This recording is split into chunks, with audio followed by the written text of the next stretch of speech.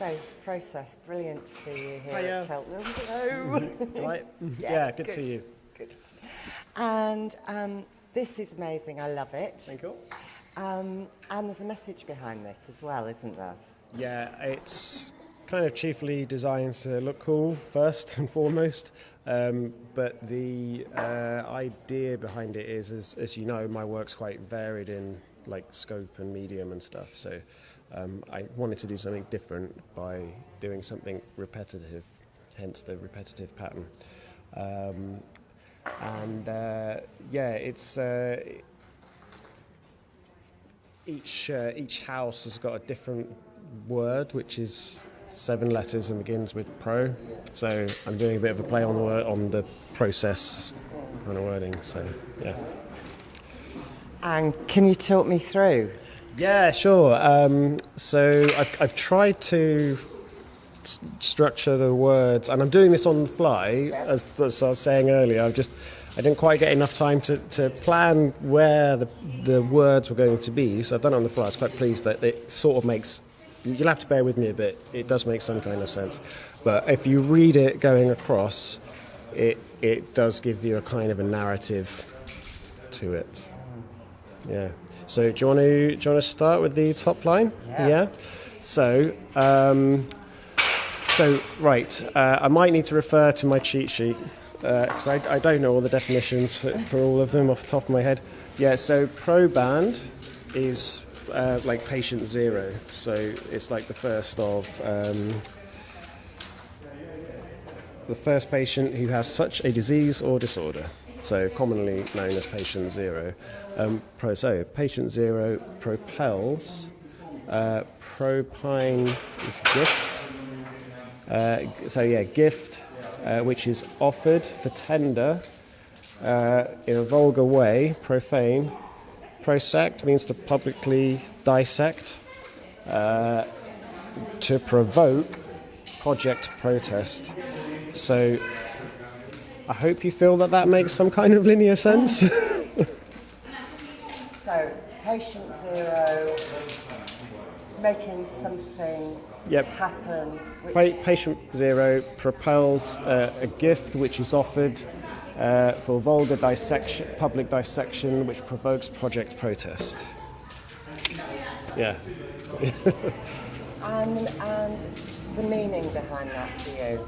I kind of wanted to do something about the word protest was really important. Actually, that's where all of this came from, because on another piece which hasn't been painted, I've been playing with the word process. I've been using that logo a lot. I wanted to kind of it to become like using like in the same that like sort of as graffiti heritage does, like you're using letters in a word to create form. So I wanted to use the process tag to kind of start dissecting it and pulling it apart and layering it so that I'm actually using the tag to create form.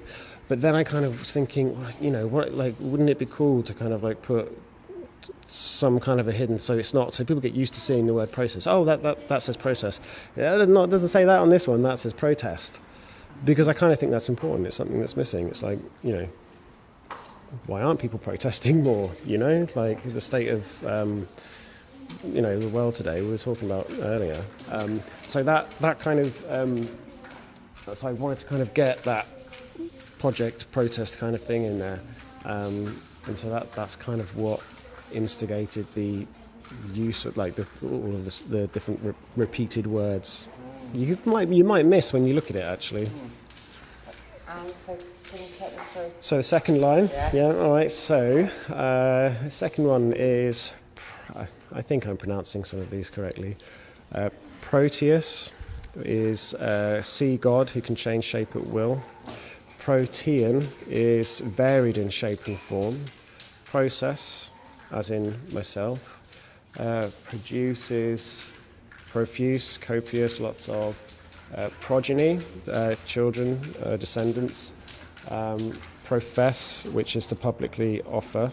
The proofed, probity, so integrity. So see God changing shape at will into varied shapes and forms, i.e. process, produces lots of descendants that profess, proclaim, proven integrity. Yeah. It works, I'm sure. It does. It does, cool. Because something about that protest that we were talking about earlier is really important for you. Yeah,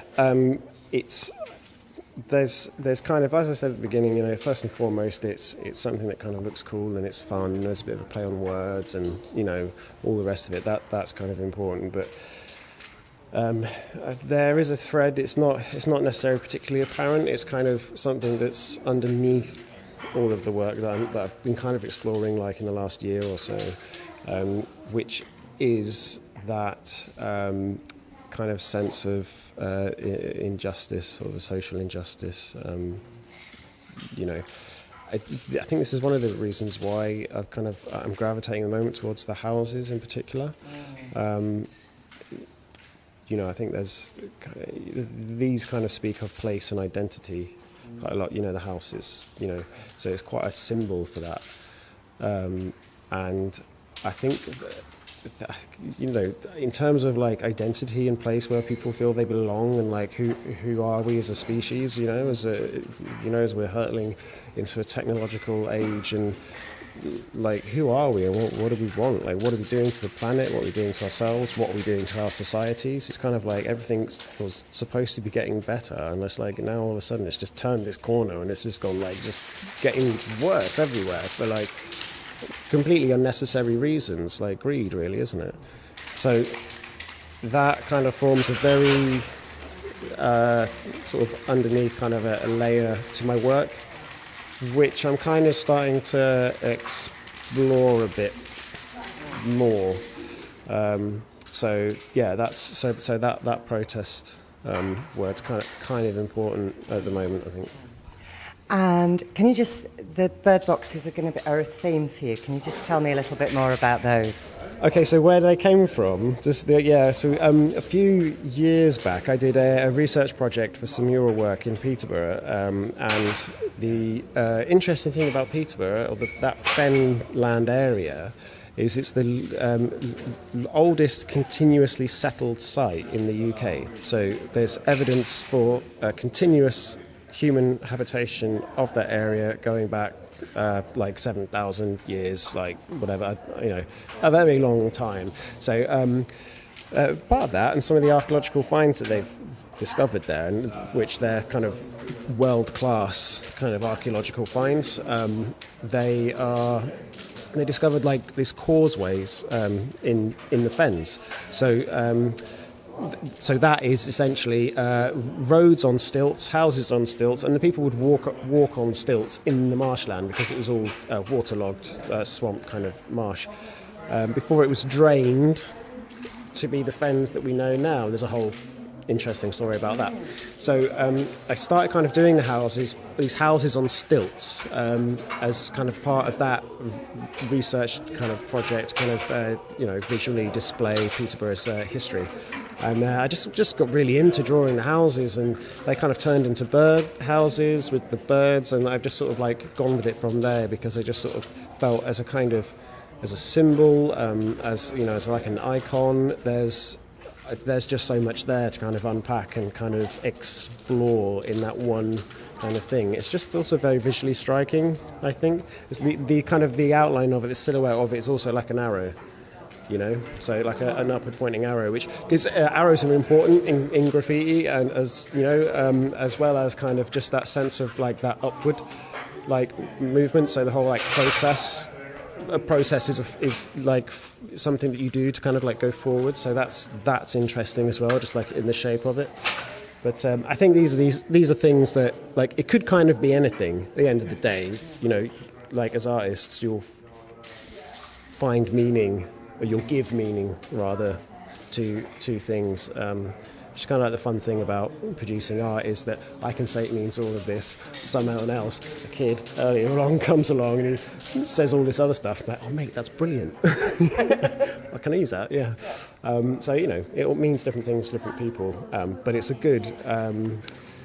at the moment, for me, this is a good kind of area for me to kind of like rest and start to unpick some of these like threads of thought. Yeah. So you've been doing lots of things with your recent show. So are you now, is this going to be a theme that you're going to be with for a while? Yes, so the show that's just closed at Play Dead, the Concrete Soul show, that was a kind of refinement and development of an earlier show, Concrete Soul as well, which is now, that title is, I'll be using to kind of describe that particular like area of my work. What I'll be doing, because my work's been quite varied, but now it's quite refined. But there's lots of sort of different sort of forms, mediums, and styles as well, I guess. My next kind of move is to take one of those things and just really investigate that for like the next 6 months or something. So kind of like houses is probably where I'm going to be going with that at the moment, these bird boxes and things. So I've got like lots of really interesting stuff kind of on the table to like explore in the coming months. And next time I see you, I want to ask you about the birds. But as we're quite short now, how has Cheltenham been for you this year? It's been fantastic, hasn't it? I mean, it's just brilliant. So many people have been just like coming past, like really enthusiastic about it all, you know. And I think one of the real crowning achievements of this event is that. I think I'm right in saying it's all of the spots are permanent spots. There's no temporary boards like you get at some festivals, which isn't to detract from those festivals, because like it's a hard work to get all of those permanent spots agreed, right? But Andy's done it, and you know I think that's what is kind of making this so nice. Like everyone's not rushing to go and get off. Like they're staying to finish their things and put a bit more into it, because they know it's not going to get taken down tomorrow. It's going to be here, you know. And so the vibe of the whole festival has just been really great. Like, you know, really good. Like, so from the public, all the different artists, organisers have been really chilled out, like really accommodating. So yeah, it's been a really fantastic event. Yeah.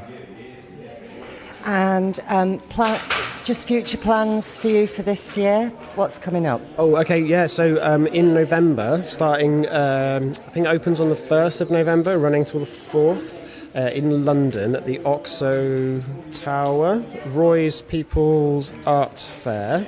So I'll be showing there, exhibiting. The lead artist on that's My Dog Size. So he is doing, I've heard the plans for what he's doing, and you will not be disappointed. He has got an absolutely fabulous installation lined up, and it's if you like his work, you know, if you like street art, like get down there. It's in central London at the Oxo Tower, Roy's People Arts Fair, 1st of November. There'll be lots of artists there exhibiting work, you know, all for sale. A lot of affordable as well. That's the main thing about it. It's affordable art there, and it's a great opportunity to catch My Dog Size new installation, and you won't be disappointed with that. And your work, of course. And obviously there'll be my work there as well. Yeah, but we'll see what that will be, because that's all in development at the moment. Yeah. Process, joyous to talk to you as always. Thank you. Thanks very much. Cheers.